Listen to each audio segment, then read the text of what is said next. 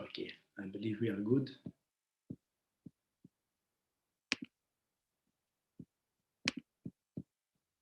So let's go. Ladies and gentlemen, dear friends, dear panelists, thank you very much for joining us today. We are starting a week to talk about Africa. And of course, when we are talking about Africa, we have a global perspective. That's why today in this room, we have panelists coming from all over the world, from Dubai, from Washington, from New York, from Europe, and also from Africa, of course. So we have a diversity of geography, but we also have people having different expertises in order to nourish the conversation, which is always very important to us. First, we are trying to understand what's happening in order then to propose new models, new solutions, and this is the purpose of all those conversations during this week. So today, we will talk about big data, about big tech, about tech in Africa. And for this purpose, Priscilla Bonsu is joining us. She was inviting talented and expert people from all over the world. Priscilla Bonsu, you were educated and raised in Germany. You are now practicing law in New York. You are an M&A, a corporate lawyer. I also understand that you have expertise in entertainment law, but you also have different commitments for associations, and congratulations for it. So now, Priscilla, I would like to leave you the floor in order to conduct this conversation with our guest. And of course, today, this is a dialogue under Berkeley Global Society. So thank you everyone for joining us, and we will enjoy this conversation with each of you. Thank you. Thank you. Thank you so much, Aubin. Well, welcome everyone. Thank you all so much for tuning in today. My name is Priscilla Bonsu, and I'm very, very honored and also very excited to be co-moderating the African Week of the Berkeley Global Society, along with Mr. Ope-Ogunseitan LAPOS, who is the founder of the Berkeley Global Society. For the African Week, we have put together 3 different and very exciting panels with experts from various industries who will all be sharing their secrets to success and their views on the latest developments in those particular industries on the African continent. Today, on day 1 of the African Week, we will be focusing on big tech and tech trends that we have noticed over the last few months on the African continent. I'd like to start off by introducing each panelist of the Big Tech in Africa panel today, right before we dive into our interesting conversation. Unfortunately, Kernie Obimakinde from Google won't be able to join us today due to a scheduling conflict. So the first panelist that I will be introducing is someone who has a similar personal background as me, as we were both born and raised in Germany and are both Afro-Germans, so to speak. It is Emmanuel Lubanzadio. Emmanuel is the head of public policy for Sub-Saharan Africa at Twitter. In his current role at Twitter, he focuses on policy developments posed by the continuing spread of digital technology and web-based communication services across Sub-Saharan Africa. Emmanuel holds a bachelor's degree in international relations from the Oral Roberts University, a graduate certificate in applied politics from the George Washington University, and a master's degree in international development from Maastricht University. In addition, Emmanuel was a Congressional Black Caucus Foundation Emerging Leader, an Atlantic Dialogues Fellow, and an Atlantic Brücke Young Leader. So herzlich willkommen, Emmanuel. We're very glad to have you on this panel today. The next panelist is Mark Abel Mugenwa. Mark is the co-founder and CEO of Rokkup, which is a platform for Africa's startups and scale-ups to train and hire sales talents. He is also the partnership executive at Africa Tech Summit, which is one of the largest Africa tech events that helps tech businesses to connect, to explore, and invest in Africa. He's a former director for the Hult Prize at the University of Rwanda, where he helped university students with their business ideas and pitch. Mark studied physics, the University of Rwanda and is a business growth strategist currently based in Rwanda. A very warm welcome to you, Mark. We're very glad to have you. Thank you very much. Next up is Sade Dada. Sade is an attorney licensed to practice law in the District of Columbia who has an extensive policy and civic engagement experience. Sade is the Africa Public Policy Manager, Access and Connectivity at Meta, where she works on broadband deployment policies to ensure that communities in Africa have access to the internet and its economic and social benefits. Sade served on the board and leadership teams of several organizations, such as the United People for African Congress, National Urban League chapters, African Diaspora for Good Governance, and many more. She's a former candidate for the Maryland House of Delegates and the recipient of several awards, including the Prince George's County 40 Under 40, Umoja Award, Excellence in Activism, and Outstanding Woman in African Diaspora. Sade earned her bachelor's degree in journalism from the Georgia Southern University, her master's in telecommunications from Indiana University, as well as her JD from Indiana University Moore School of Law, and all of that before the age of 24. So warm welcome to Sade. Thank you so much for joining us. Thank you for having me. Last but not least, we have Motunrayo, Ope-Ogunseitan. Motunrayo is a technology attorney currently leading the legal and compliance division at Vetifly, an emerging global mobility company. She has advised giant technology and media companies such as Google, Amazon, Microsoft, Twitter, SpaceX, Facebook, Apple, CNN, Spotify, and many more.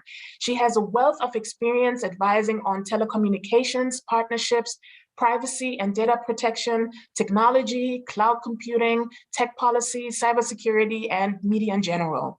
Motunrayo obtained her LLB degree from the University of Lagos and her BL from the Nigerian Law School. Welcome, Motunrayo. We're glad to have you. Thank you, Priscilla. Nice to have you. All right, so we would like to start off each panel this week with an icebreaker question for all of the panelists. And today's tech-related icebreaker question is the following. If all currently available emojis were to get deleted, but 3, which 3 emojis would you save or keep on your smartphone? That's to all panelists. Which 3 emojis would you save if all of the emojis were to be deleted today? I think I'll probably definitely stick with the smile emoji, given that you can always express yourself by smiling, and which at the same time is very engaging and inviting to others to do the same. Agreed. Mark? The first emoji is a rocket, because in the startup world, we always say we are going onwards, upwards. So the first emoji is rocket. Second is smile. And the third is a heart, because I'm still young, I'm single, so I need the heart somewhere. That makes sense. Yeah, thank you. Sade? I would also have the heart. I use that a lot. I would have the clapping hands, because I like comebacks, so we got to clap it out a little bit. And then the other, I was torn between the praying hands and the hand that goes like this, because I'm frequently having to tell people that I don't know or I can't answer something. So I use the I don't know emoji, and then I like the praying hands because I use that to say either I'm praying for something or to say thank you. Nice. Motunrayo? I mean, I'm not going to say anything really serious or motivating. I think I'm going to save the black face emoji, the naughty one, because I can be quite mischievous and I like to joke with my friends, and it's one of my favorite emojis. I think I'd also save the laughing emoji. I know there are a lot of laughing emojis, but one of them, because I always, with my friends and colleagues, I'm always laughing. And lastly, I think I would save the heart emoji, just because it's very important, I think, to send love to family and friends, especially when you're away from them. So those would be the three. Beautiful. That's very nice. Yes, I could totally agree. I probably would also save the praying heart, the praying hands, one smiley, and then also the one that kind of throws shade, the one that has this weird smile. I kind of use that still. I kind of just like the expression itself. So that's something that I would do. So thank you so much for sharing that with us. So I would like to dive in into the discussion and actually talk about your career path. I know we have a lot of young participants here, like audience, and people would like to know how you ended up where you are. You have very, very impressive career paths, and I think it would be great to share that with the audience. So I guess my first question is, can you tell us a little bit about your career path and how you ended up where you are today and what drove you to where you are today? That's to all. I'm happy to start.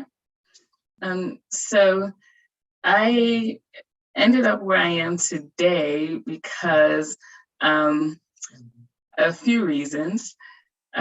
One, because the field of study that I fell in love with in high school happened to not make a lot of money, which is journalism. And my parents were like, if you're gonna do that, I really hope you're gonna pair it with something else. And, and in Nigeria, you get to be an engineer, a doctor, or a lawyer. So I chose the legal path. And while I was in undergrad, I had a professor who happened to be a Juris Doctor. And he taught me about how I could actually marry the two loves that I have, which was to share information or make sure people have access to information and justice. And so I realized that actually going to law school is very aligned with my passions. And so I went on to law school focusing on information and communications technology, and realized that policy is really where it's at, rather than representing from a legal standpoint clients. Although I think that's great, but for what I wanted to accomplish in opening up access to information for communities, I realized that policy was it for me. So I began my career in the government in the US, at the Federal Communications Commission. And I realized in doing so that policymaking doesn't just happen in the government. Private sector has a lot of influence and also a lot of resources to be able to do the research that's necessary and on the ground work to implement the policies. And so that's how I ended up branching out into the private sector, working at Microsoft, working at the Wireless Infrastructure Association and Facebook and now Meta. And I focus primarily on broadband. A lot of people do not know that that Meta, we have a whole arm of our work that relates to ensuring that the next billion people get connected to the internet. And that's what I focus on. So that's my path. Thank you. Thank you for sharing that, Emmanuel. Yeah, sure. I think quite similar to I would say your career path, Priscilla, because, for instance, I was born and raised in Germany within an African household. So you will definitely confirm that growing up in an African household in Germany, African politics, culture, and commerce are always reoccurring topics, right? Which obviously, for me at least, ignited my interest in African affairs. So I then later carried that passion, with me when I moved to the US to study, to deepen my understanding in African affairs, international relations.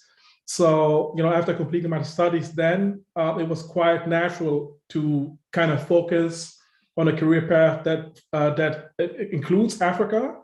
So therefore, I've then worked both in the public and private sector, first starting working in the United States Congress for a congressman who had a particular focus on Africa as well. So, then I kind of got to dive into, at least from a US perspective, how African affairs is being dealt with. Moving from there back to Germany, and then got to work for the German Agency for International Cooperation. For those who are not familiar with GIZ, it's pretty much the German US aid, the development service of the government, where I got to work on different topics around Africa. But then after completing that path as well, I was initially, during my master's studies, focusing on the intersection between politics, policy, and tech.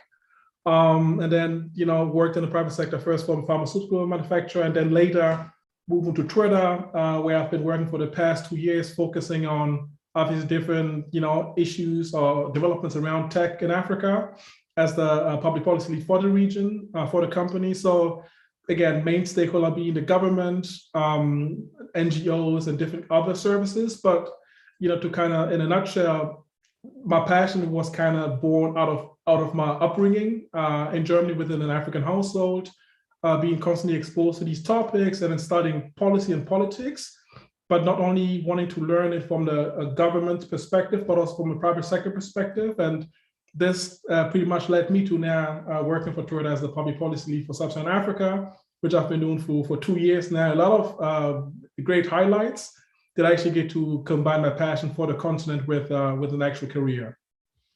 Beautiful. Thanks for sharing that. Motunrayo?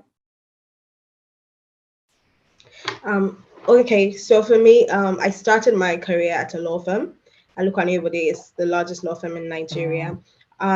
Pretty much, I started in the technology team. At that point, there wasn't a lot of technology law going on in Nigeria. There were only a few law firms that really, paid attention to technology, and Alukwani was one of them. So basically, I handled a lot of transactions, and I think that I was really intrigued by it. I think that I had a flair to know how things worked behind the scene.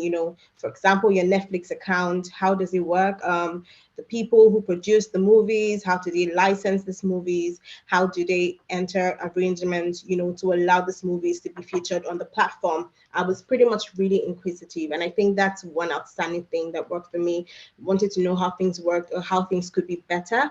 Also, in relation to a lot of companies that sought the help of the law firm with their partnerships or licensing, I'm sure we're all aware that the Nigerian regulatory environment can be very, limiting and disencouraging. So I think that one thing that was also on my mind was how to structure arrangements to ensure that the client was protected or that it limited the regulatory overbearing nature. How do we, structure these agreements to reflect the interest of the client, to protect the interest of the client? So I was pretty much focused on problem solving, and I really enjoyed what I did with technology companies. I think that I was quite bored with other areas of law, for example, banking and finance, capital markets. I wasn't really interested in reviewing long agreements or documentations at all times. I wanted something that could, excite me. And when different technology clients and media clients come to you and talk about their new projects, I was always like, oh, wow, this is interesting. I can't wait to see it come to life. And I think for me, that has been one of the major areas of excitement, because you work on a project and in 6 weeks or 6 months, you see it come to life and you're like, yes, I worked on that. I'm so happy that this is coming to life. So for me, I think technology is my passion, and I'm so happy that I can contribute, to the growth of the technology ecosystem in Africa. And I moved out from my law firm earlier this year to a tech startup where pretty much we're handling global mobility. So we're working with existing operators in the field to build better global mobility with aircraft, with cargo, and all that. So yes, I think this is pretty much how my career started. I'm really excited that it's been great so far. Awesome. Mark? Yeah, thank you. I think for me, for the Rokkup part, I was in university doing physics, but 2020 I had an issue on my brain and I had to go for surgery. So I went slow, more like for physics things, and I was like, I really need to be an entrepreneur. And I had another business, which was like an NGO to help Africa's talent to gain leadership skills in athletic industry. But later I met the team from London, and we decided to work on Rokkup. So we started with a mobile app to link employers and employees in hospitality and the retail industry. But by the day we launched the company, next day it was a lockdown in Rwanda because of COVID. So we spent almost 9 months struggling to the market, but also we realized that that was not the solution we had to bring to the community of Africa. So we pivoted into sales, and now that is what we are doing. So, but the interest, like what led me to go at Rokkup, was that I wanted to do entrepreneurship. And entrepreneurship, I wanted to do leadership, but in entrepreneurship. When I grew up, like when I was in a campus, I was interested maybe to be a political student, but the more I spent day there, I realized that I'm good with entrepreneurship and leadership in entrepreneurship. So I'm a manager. And I had that opportunity to be the director for Hall Prize, and that is an entrepreneurship environment. So I was interacting with students, with entrepreneurs. I started to struggle a lot, raising funds, and like I succeed, I organized the event. So I was like, this is something I should do. However, I'm doing physics, but most of the people I used to meet who were my mentors, they used to say, you really need to do business. You really need to go into the entrepreneurship world. So that is when I decided I'm going for business. I'm leaving physics behind. So I started, and now I'm the CEO of Rokkup. When I started, I was not the CEO, but the more they saw my teammates, they were like, you can take the lead. For Africa Tech Summit, it is crazy because I remember it was in 2018 and I was in the campus and I wanted like something to do, but to work in an event because the event was happening at Kigali Convention Center, a very interesting venue. And I wanted to volunteer in that event, like to work in the protocol of the event. You know, this like university student to work like to come and work in that kind of event. You feel like you're going to meet good people from all over the world, and you're going to meet the event owners. So for me, I thought that is great, but also I'm going to learn how to organize that kind of world-class event. When I joined as a volunteer, actually, I sent an email and then they replied saying that I should come with other students from the university. So like the next year, the owner of the event appointed me as the event coordinator. Then later they appointed me as the partnership executive. So it was so fast because for me, that was not what I planned. I just wanted to work in the event and interact with people, you know, to grow my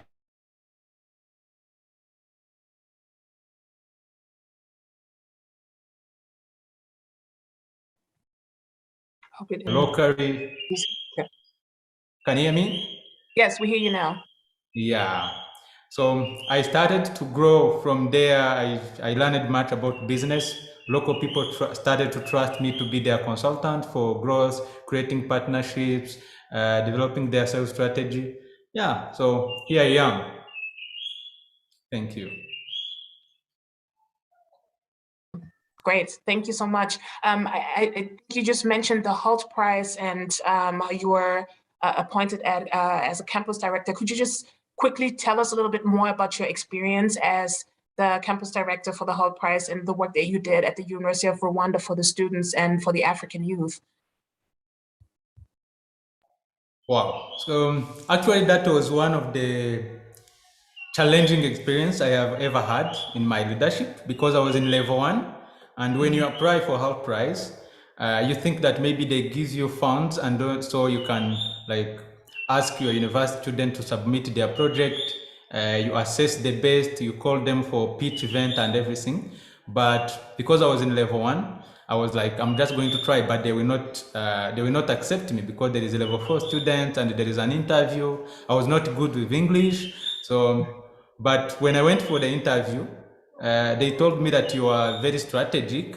So, however, your English is not that like the best, but you can lead this. So, what I did when I was appointed was first to look for space, like offices in the university, you know, that bureaucracy you have to fight. And I got the space for working. I started to develop a roadmap for the competition in the campus. University of Rwanda has close to 40,000 40,000 students, so it is big, and it was that time there were 9 colleges in different parts of the country. Our country is small, but still the operation is kind of challenging.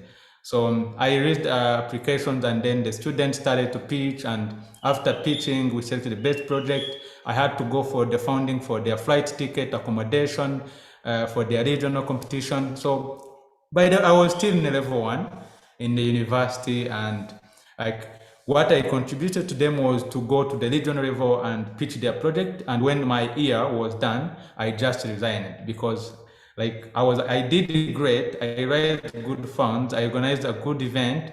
I inspired so many entrepreneurs, and I don't want to repeat the process because I don't want to ruin it now. So I was like, I'm safe. I have done my best. I'm leaving. So that was it. Organizing the event, establishing everything, and then inspired entrepreneurs. Awesome, thank you. I wanted to just quickly highlight how the big tech companies have become more and more interested in the African continent. I think Twitter just recently announced that they will be launching the headquarters on the African continent in Ghana. I might be a little biased because I'm originally from Ghana.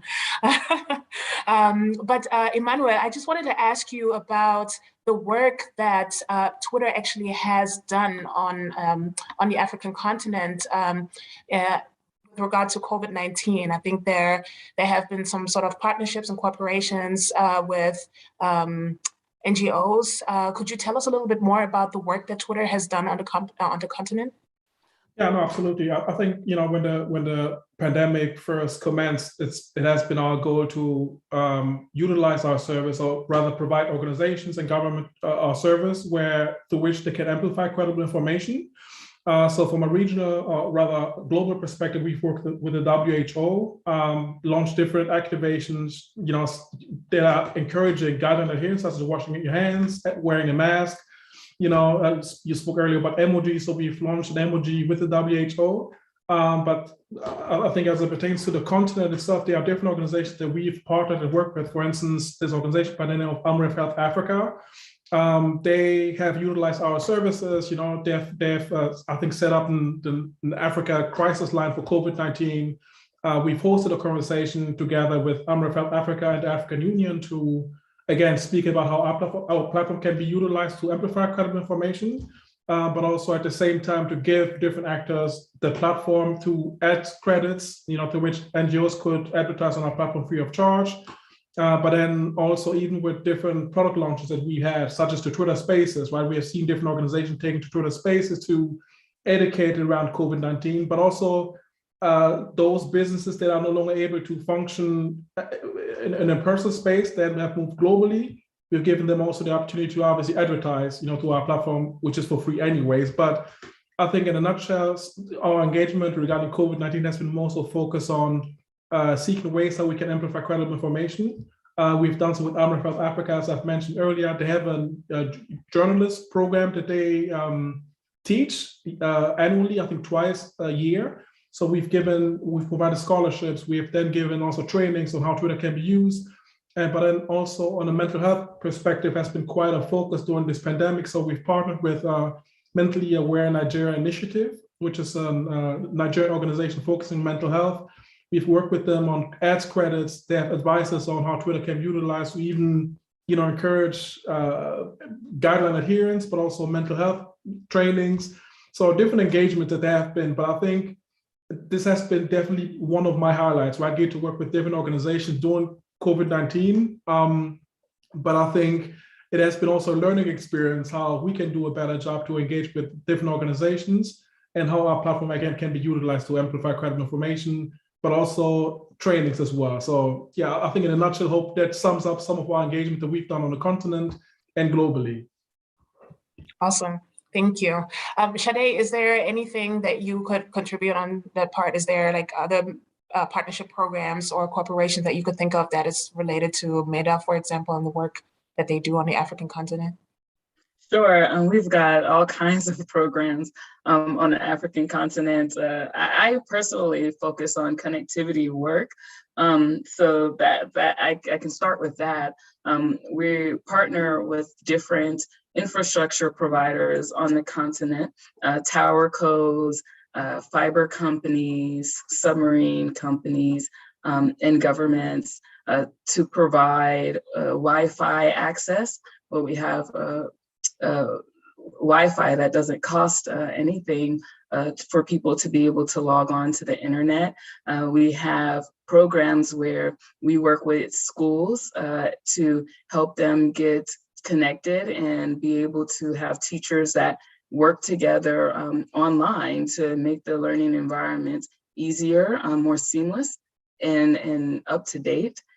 We also work with different governments on the federal, state, and local level to implement some of their connectivity objectives, whether that be connecting schools or neighborhoods or particular townships, their coastal lines to global access.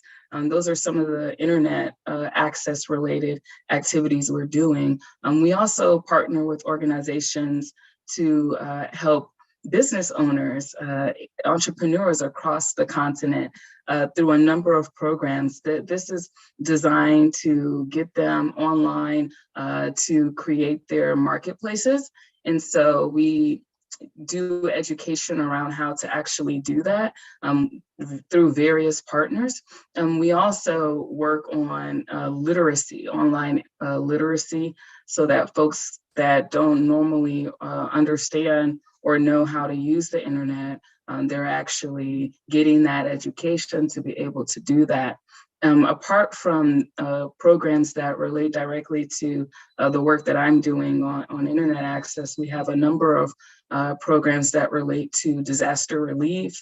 We've been on the ground working with partners on this COVID response in various capacities, from proper information online about COVID and what it is, and vaccines and those sorts of things, as well as helping organizations to raise money and governments to raise money in order to implement the projects that they want to do. So a myriad of various projects that we're working on the continent.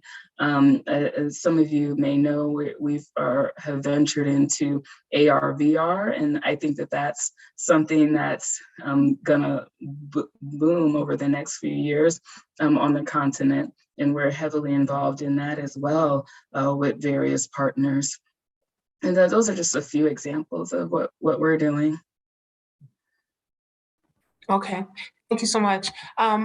One quick question about your background. You also do work in the diaspora, right? So you've received a number of awards and you have all these accolades. Can you tell us a little bit more about the work that you do in the African diaspora and the work that you do and why you received all these accolades and awards? Sure, I can. So for me, I'm extremely passionate about the continent. So I was born in the United States to Nigerian parents who immigrated to the US, and I was raised very Nigerian. I speak our local language. I'm Yoruba. I speak our local language and have been immersed in the culture. And I have been working throughout my studies and career to find a way to tie my passion for information access to my passion for the continent. And I've been able to do that in this role that I'm currently in, but also do that in community activism type work that I do. I'm a firm believer that all of us have skill sets that we can use to better communities that we care about.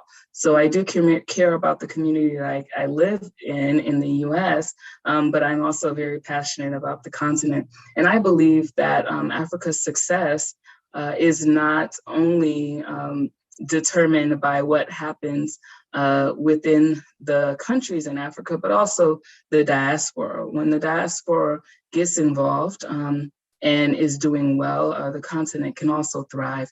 And so the work I've been doing within the diaspora in the US has mostly related to getting people involved in governance and political processes. And so, you know, that's the expertise that I have is policymaking.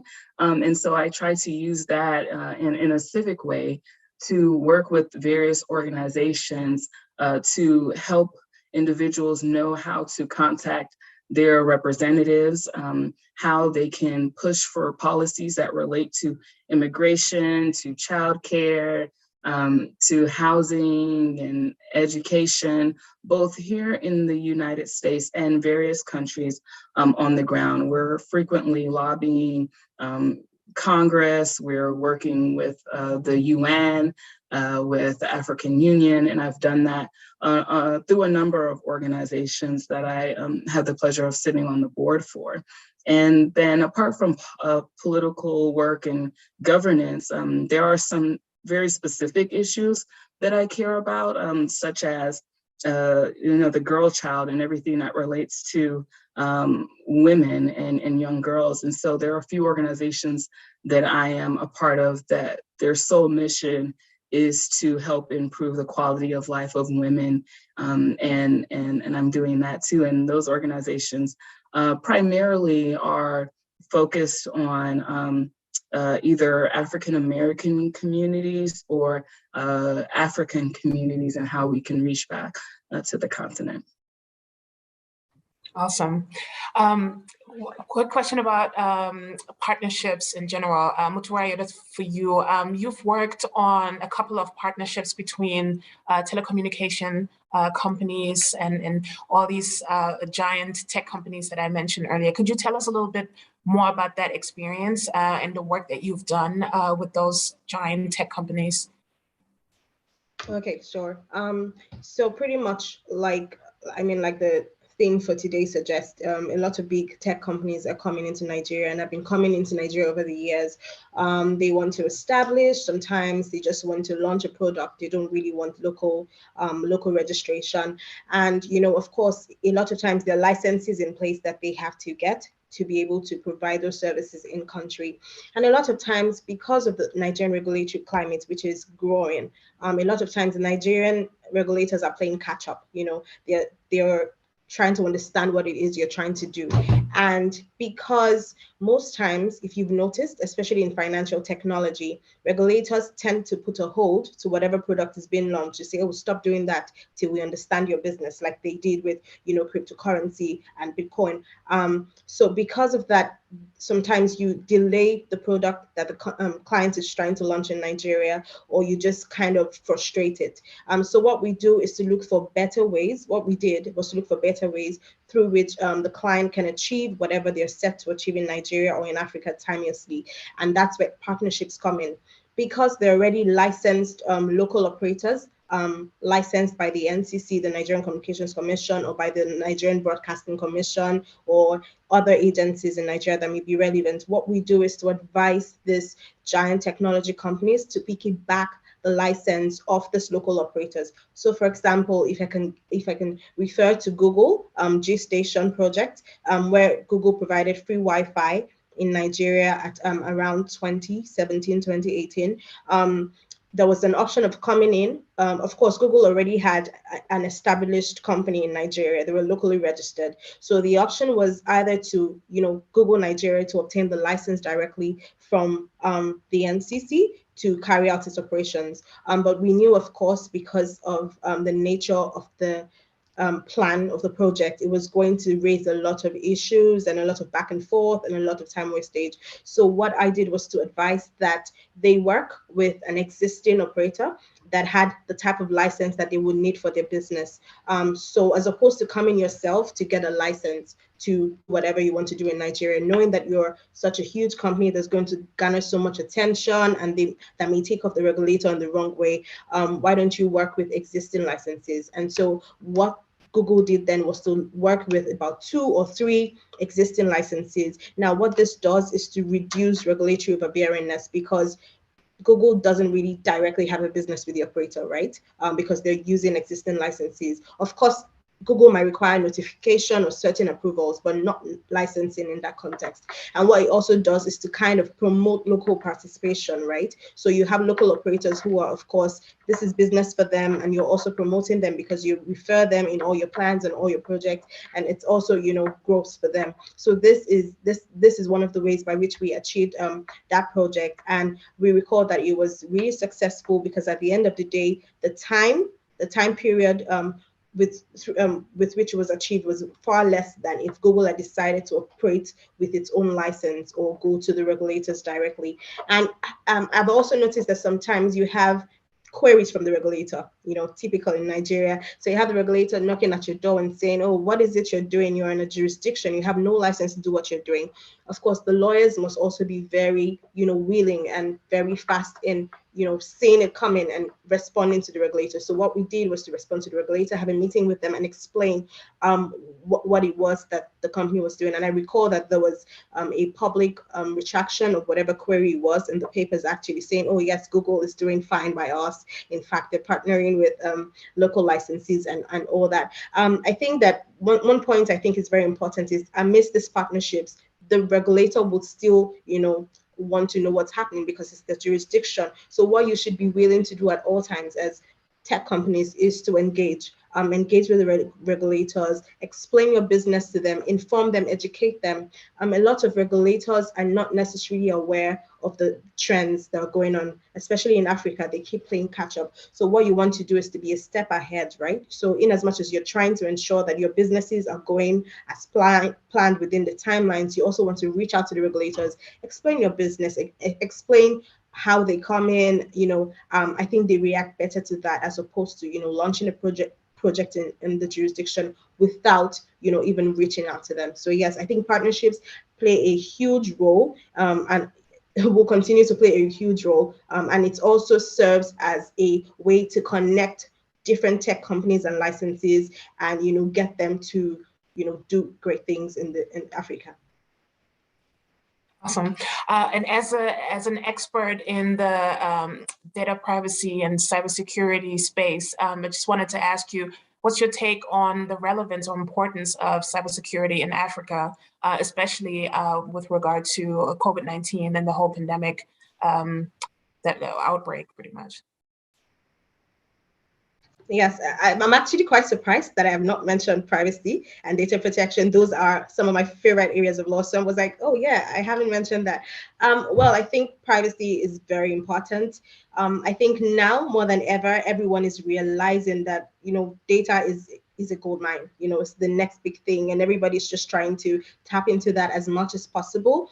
During the COVID-19 period, there was a lot of, you know, technology advancements, a lot of, you know, products being launched because everything was pretty much done online, from education to health. You know, there were so many things that were launched. And of course, with technology advancements, what you have is more cybersecurity threats and more attacks, right?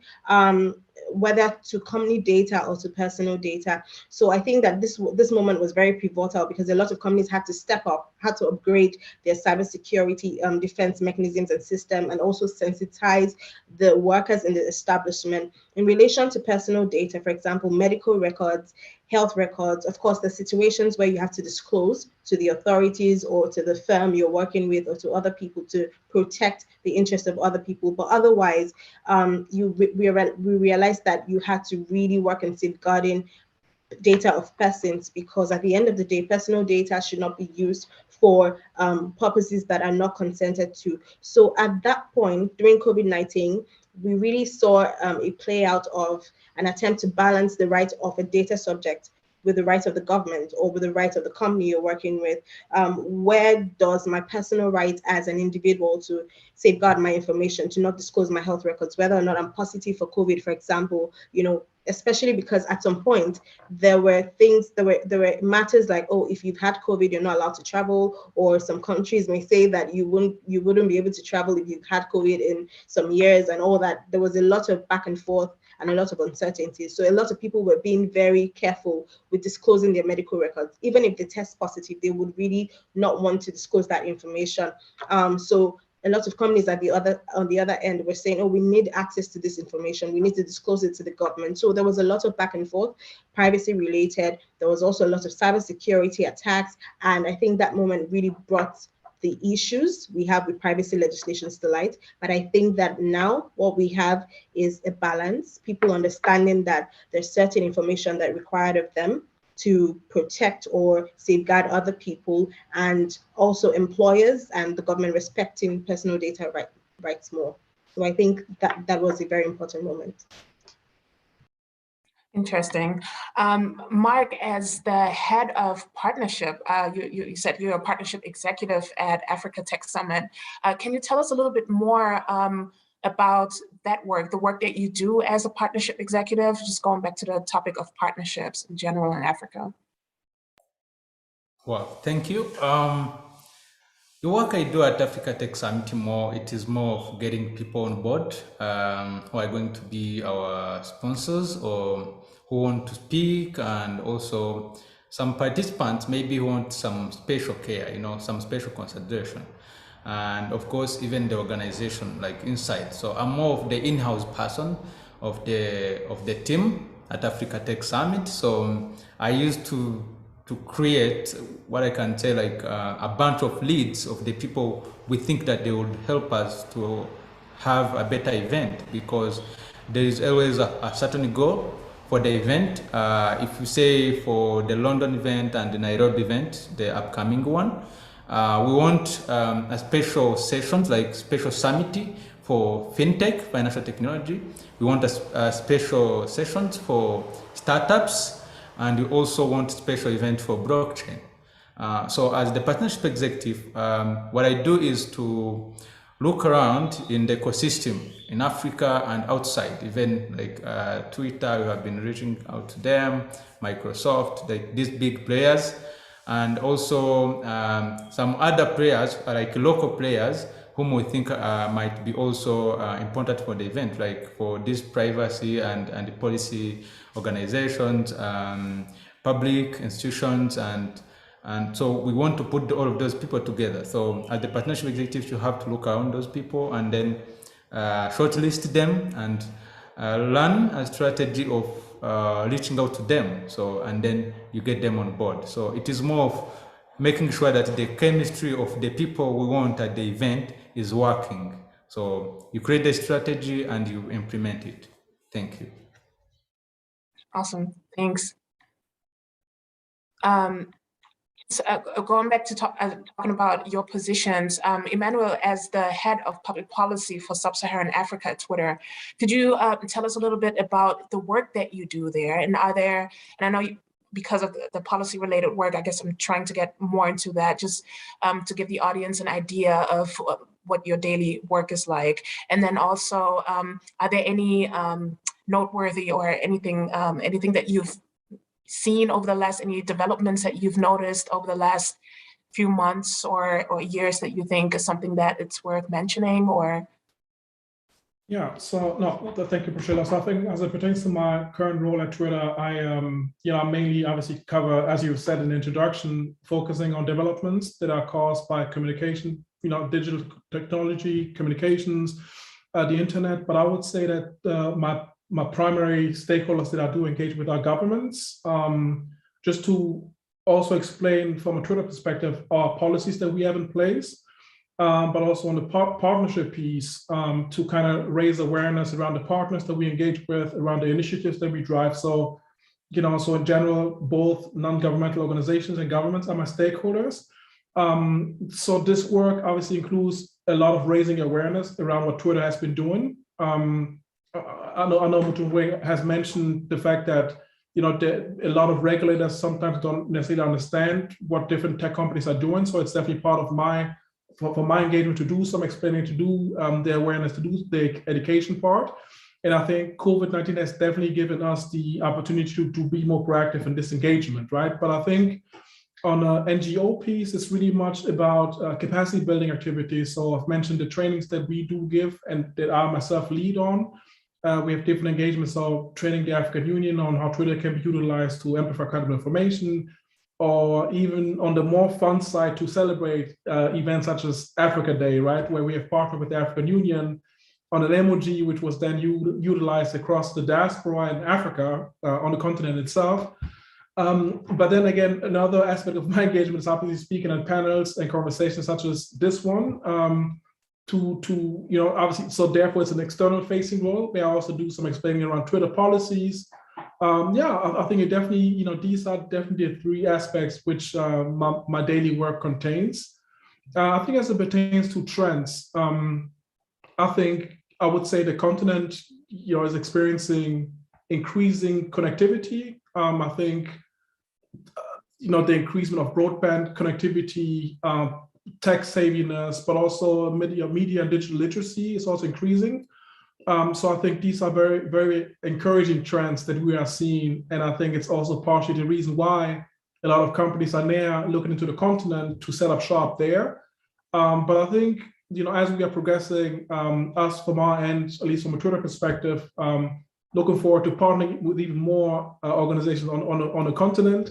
And hopefully by next year, where I'll be able to travel more on the continent to engage with these partners face to face, as opposed to through a screen. So I think it's definitely just a very exciting time to be involved in working between the intersection of policy and tech, because for my engagement and even previous engagement roles that I've gotten to know, tech is quite new, at least from a platform perspective, right? So Twitter was created, I think, 15 years ago. So it's quite a nascent sector.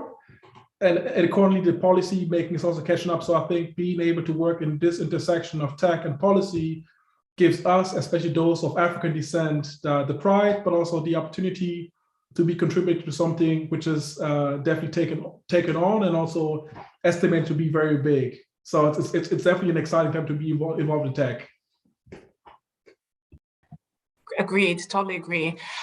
So what about the development of, and with regards to women in technology? Sade, is this something that you've noticed over the last few months or years that you think is something that should be mentioned here?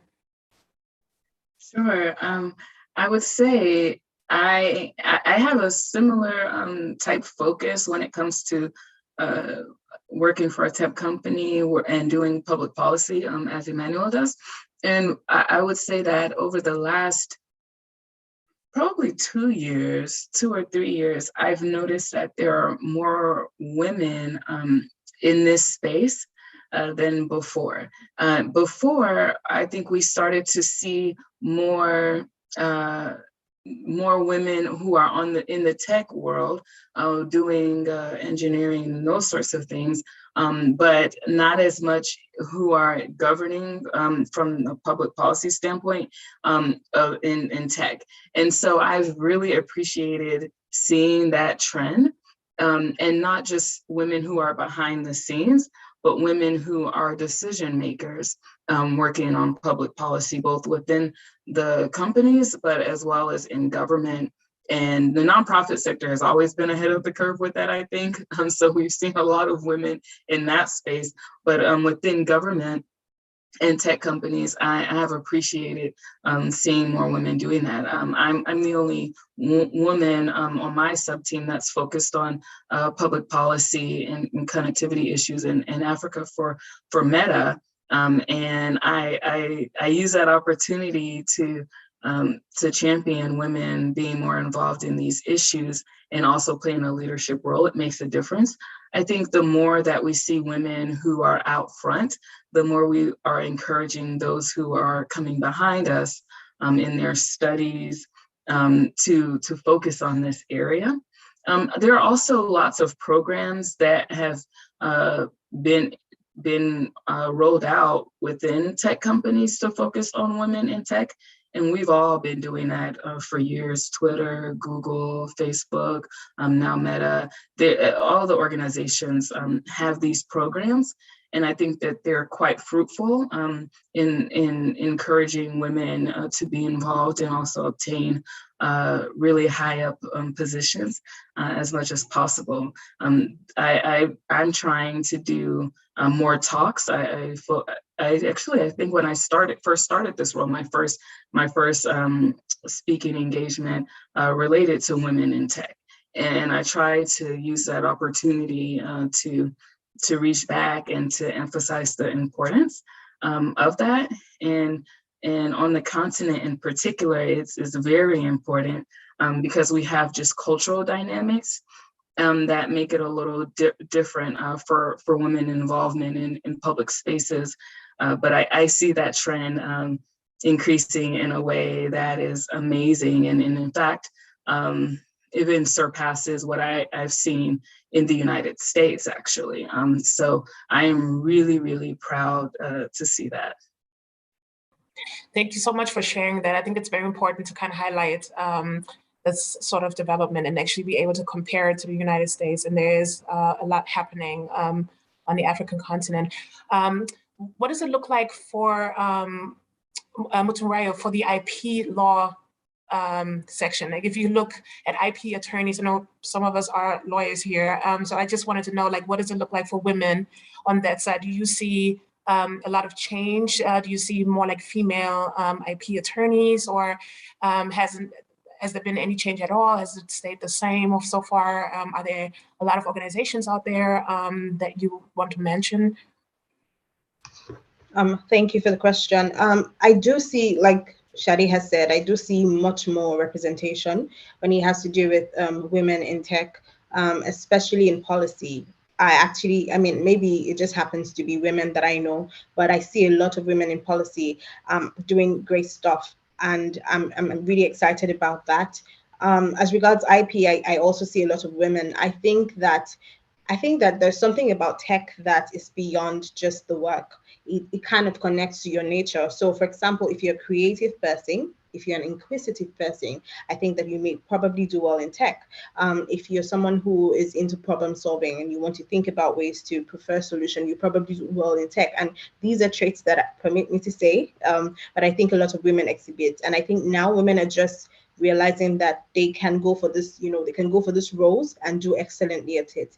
And so they're taking the opportunity spot on and they're doing really great. So I do think that a lot of women are representing in tech and IP and are doing excellently well. Of course, this does not mean that, I don't know if it means that, they're doing better than men.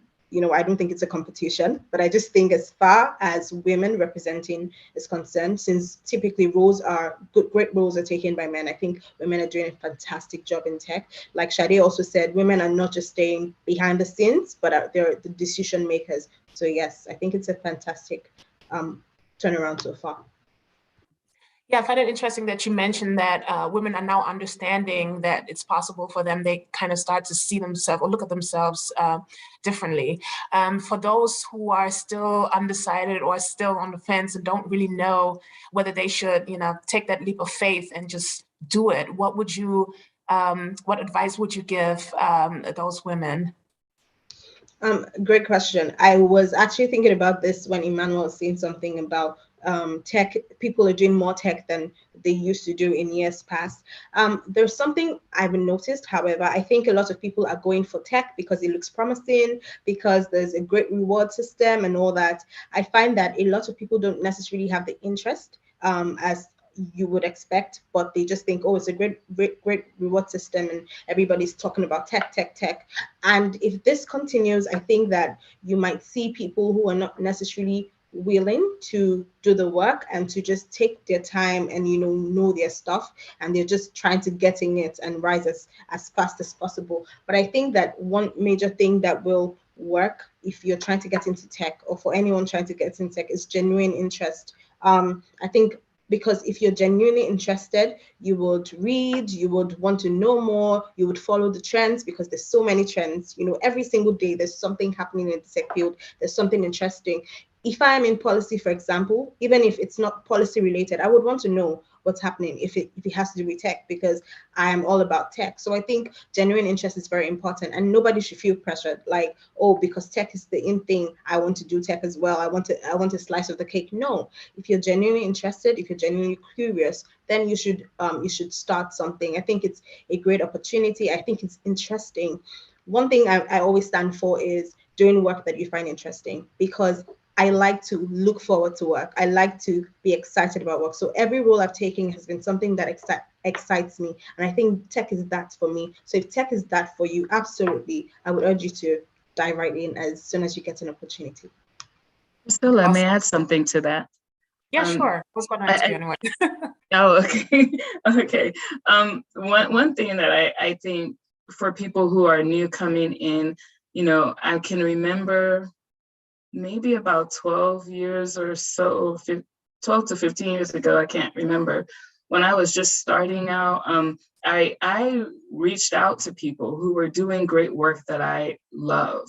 And I think that people really take that for granted, that we have tools at our disposal, easily available, to reach out to people that you enjoy, or at least on paper, or enjoy the work that they're doing, and find out more about it. I got a lot of ignores, but I also got people who were willing to talk to me. And it was those few people who were willing to talk to someone who just randomly reached out to them that really helped me catapult my career, and it helped me build my network. And so I would encourage people who are listening and are interested in this space to look up the people who are doing the work that you want to do. We now have LinkedIn, and you can reach out to people, find connections. You can attend sessions like this and other ones, and reach out to speakers, and you will find people who are willing to talk to you and share their experience. And I think while they're doing that, they will keep you in mind when there are opportunities as well. Awesome. Yeah, that's great advice. I know that there are a lot of people out there who are interested and just need that, need someone to just like push them, just a little bit, and to find the courage to actually reach out to these people. I mean, you guys' career path is just so impressive. It can just easily intimidate some folks, and therefore I completely understand that, and I think it's definitely great advice. Emmanuel, is there anything else, any other advice that you would give young people who are trying to be where you are today? I think, Priscilla, I would definitely agree with what Motunrayo and Sade shared, right? It's the fact that now that all of us are connected, there's this possibility for you to reach out. But I think what helps is the genuine reach out, right? I think maybe distinguishing between, reaching out just for the sake of wanting to know about tech as a broader sector, because tech in itself is so broad, right? There are engineers working in tech, there are public policy people like myself and Sade working in tech. So the field in itself is quite broad. And I think, the more focused your outreach is, I think the better. And I think the focus in itself from an outreach perspective comes with what Motunrayo has shared, with you reading upon different topics that are of interest to you.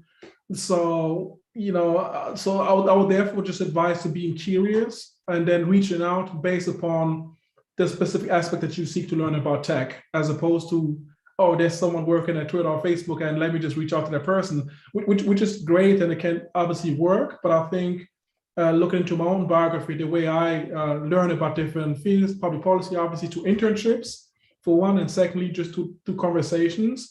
But then, each conversation starts with the fact that you are being curious and wanting to learn more, as opposed to merely reaching out for the sake of, oh, can you give me this and that? And I think it's also based upon a conversation that needs to be had, right? Like Sade shared, right? Just reach out, but let us discuss a specific topic that you're interested about, as opposed to, oh, let me just reach out to that person at Facebook or Twitter. I think that will be definitely my advice on being more focused and doing the work first, learning, and then reaching out. That makes sense, total sense. Mark, you, for example, you had the courage to actually step out of physics and then become an entrepreneur. I know a lot of people who have great ideas and would love to be an entrepreneur, but they lack that courage, the courage to take that step and actually become one. So could you tell us a little bit more about that process and maybe some advice that you could give those people who would like to do the same exact thing that you did? Oh, wow. So actually, because currently I interact with university students a lot, and mostly, like, I can say I'm from an average family, like in a humble background, in the villages. And like I came in the city in 2016, so I'm celebrating my 5 years being in town. But like when you see the process of like the transition from the person you are when you are even experiencing living in town, going to university. I used to say learning English, because when you study in public school back in the villages, even our English is just down, because our country was in a francophone, and now they changed to English community, and now, you know, we struggle a lot. So that transition, it happened, but in the meantime, sometimes there's some people, they are not in the transition. They are just still behind the transition. So the way it worked for me first, it goes with the ambition and the courage to learn new things, because everything, most of the things happen with skills. No matter what, like the courage you are having, the opportunities are coming, you will survive because you have at least some skills. And that is, like I would say, if you want to become an entrepreneur, you would read some good articles, maybe for businesses, even like local languages. You'll follow so many people, change your Twitter, your social media, you have to change the things you follow. As in, people used to say, you know, Twitter is frustrating, Instagram is frustrating. When I go there, I don't see things I want. But when you, like, that is algorithm. When you choose things you want to see on those social media, you will see those things. I think there is the policy people here, they understand that better than me, but I've been trying to do that. I want to read business posts on Twitter. That happened. That is what is happening on my Twitter. I read about startups and about startups and business. So I would like to encourage young people who would like to transition maybe from science, even from the business, if they're in business schools, but want to become entrepreneurs fast, to make sure that they are having a package of skills about where they want to go. And then you also need to make some choice and have something specific you are going to run after. Because you know, I had a lot of like confusion, like, hey, can I go for politic things because it was good? Can I join army? Like young people in Rwanda, they also love army.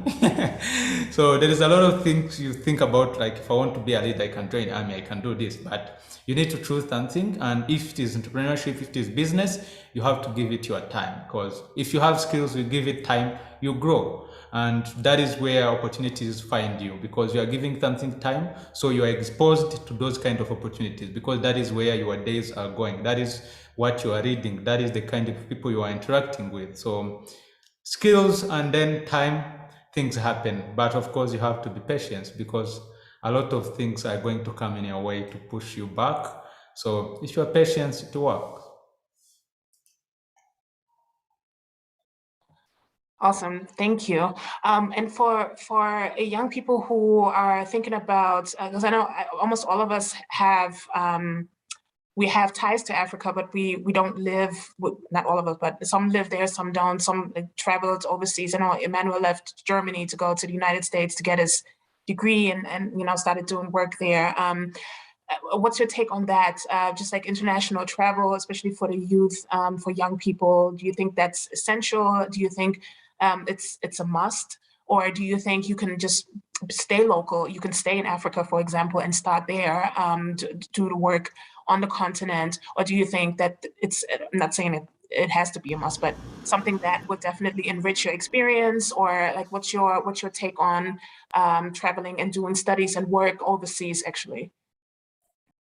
Wow, actually, this, you know, for me, I have traveled once in my life, and it is recent, last month.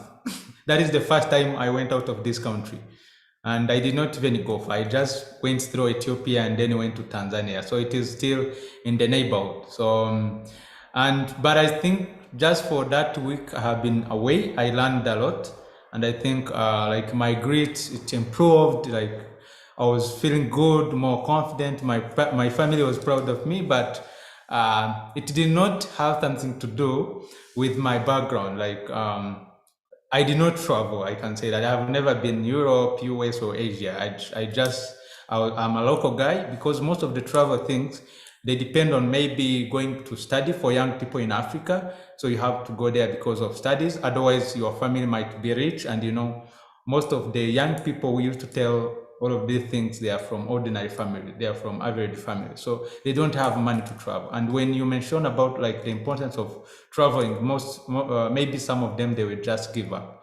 So I think it is a very good experience for someone who have started to getting some money, because for me now I can say, yeah, I can travel to Tanzania, I can travel to there. Maybe I'm not yet able to go to America and spend there that long time, or Europe, but still, because I'm an entrepreneur now, I can get some money and then afford some travel. So if someone is not able to do that because maybe they are not getting scholarship or other sponsorship, I think staying local is okay. But staying local physically, but travel in virtual way, because since 2017 I have been working with foreigners, I can say, because some people in Rwanda, they even call me a Kenyan.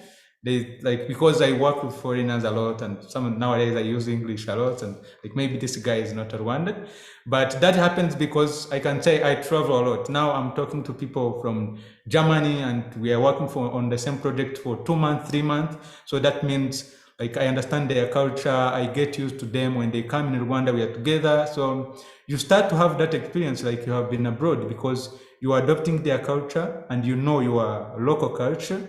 So that means you are having a bunch of good experience with people, like in interpersonal things. Traveling is good because you get exposed to new things and it improves your mindset. But also, if you remain local, it's okay. You can grow. Like personally, I'm growing and I have never traveled a lot. Maybe it is coming, but not yet.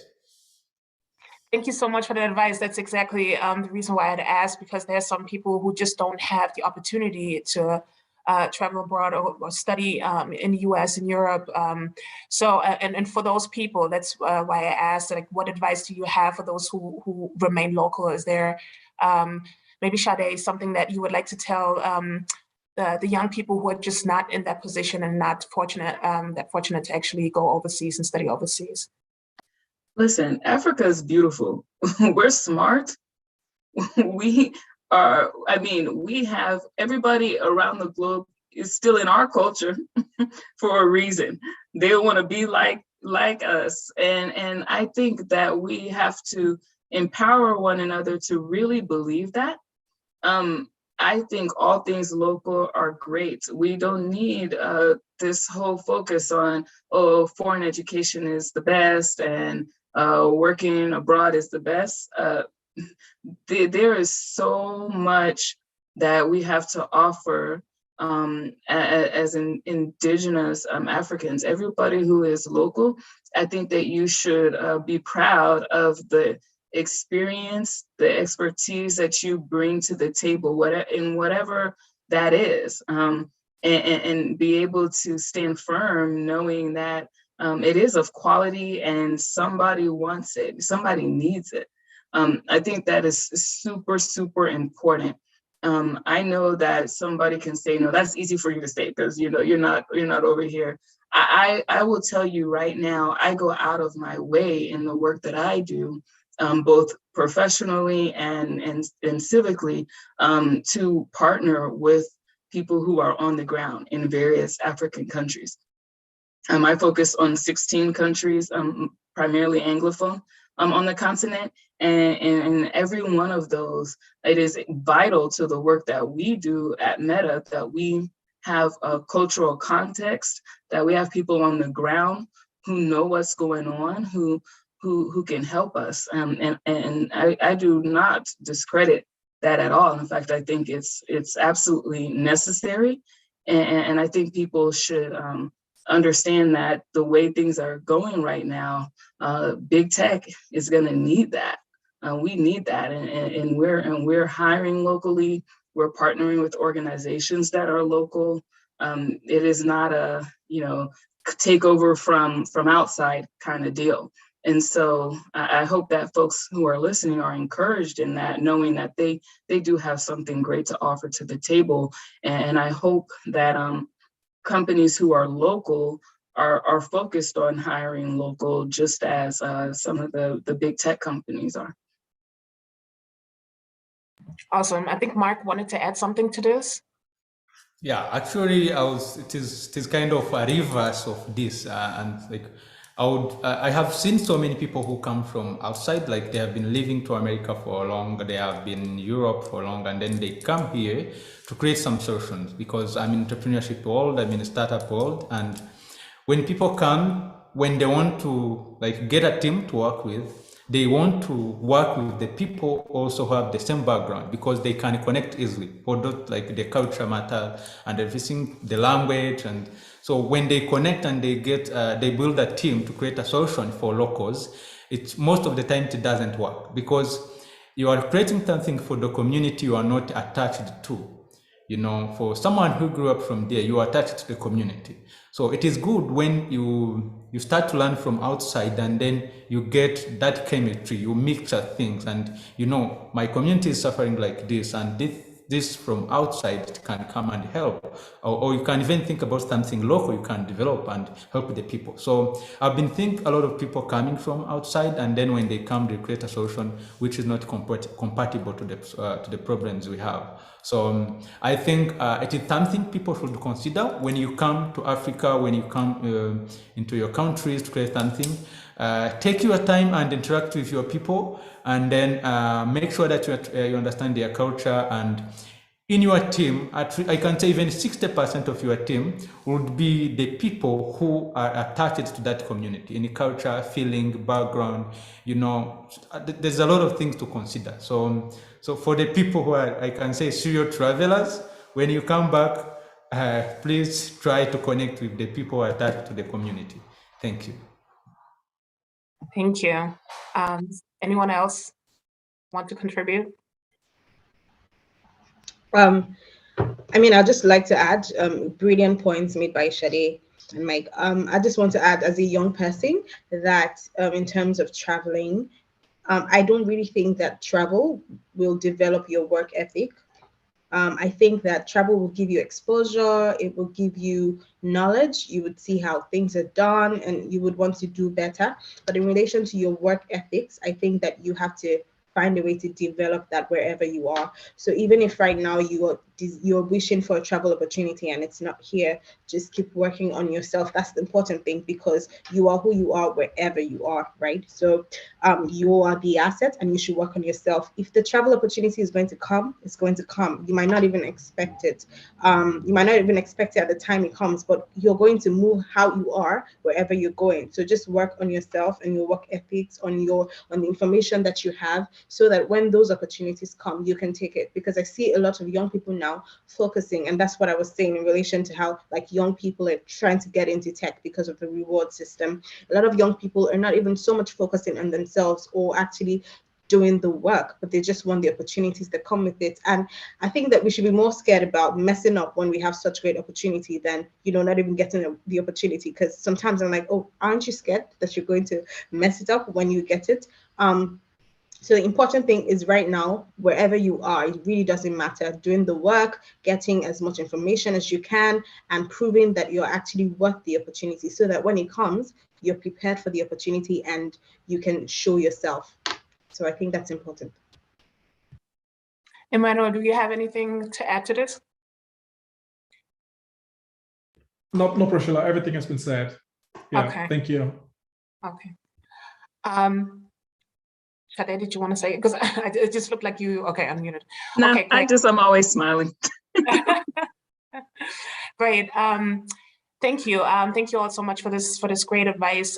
So one of the reasons why we wanted to have these panels this week is, like I said, to highlight the latest developments on the African continent and to show the audience that there's so much happening, right, in the different industries. So my question to you is, for the future, where do you think Africa is headed in terms of tech? Like, what are like your projections for the future for the continent? Like, where are we headed? What is it going to look like? Does anyone want to go ahead? Do I have to pick someone?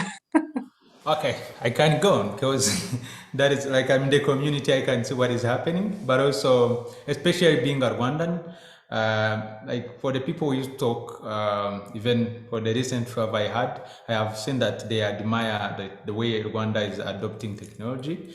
And we see a lot of happening in e-governance. Like in Rwanda, you can just apply for your passport and get it in 4 days. Like most of the government services, you don't need to meet anyone.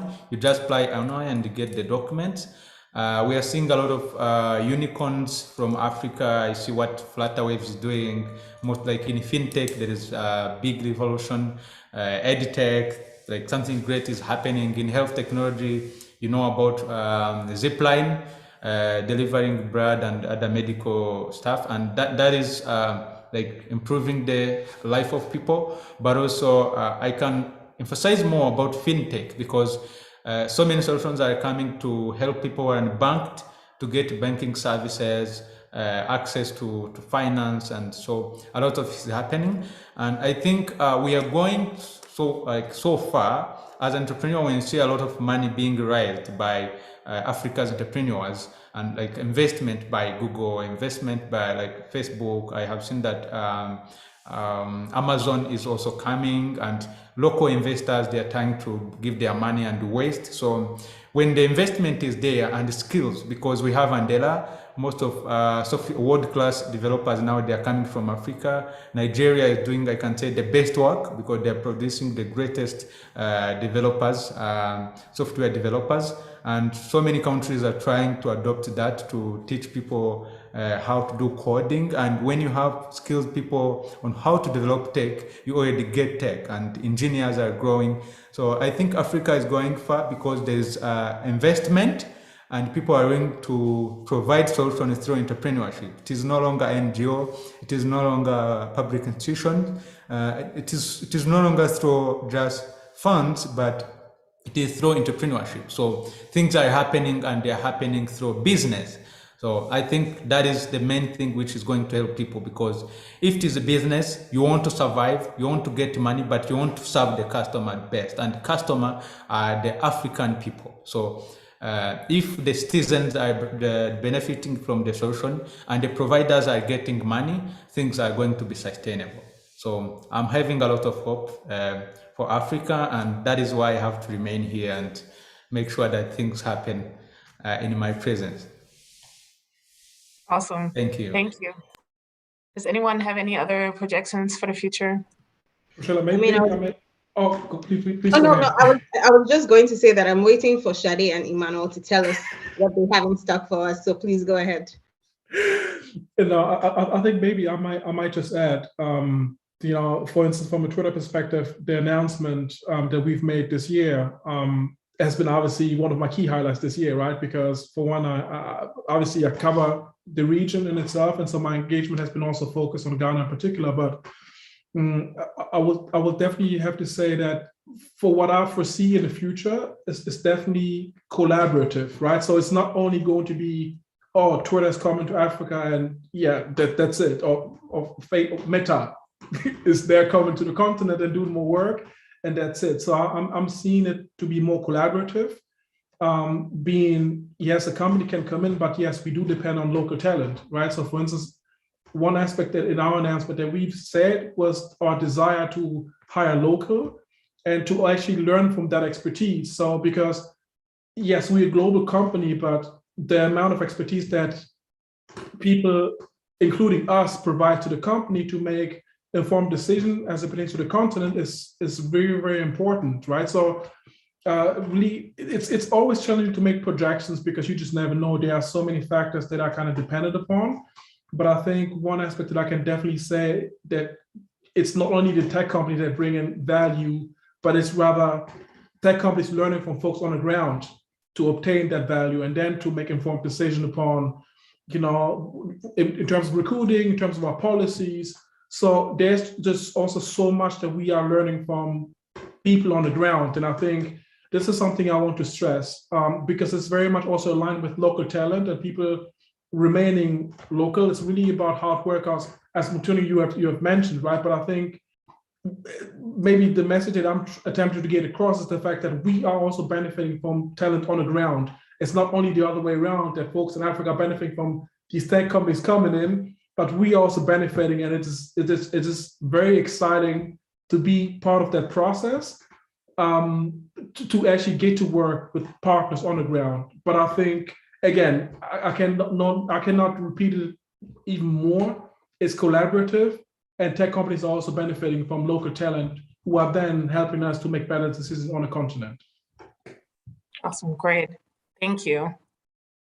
Sade, did you? Sure.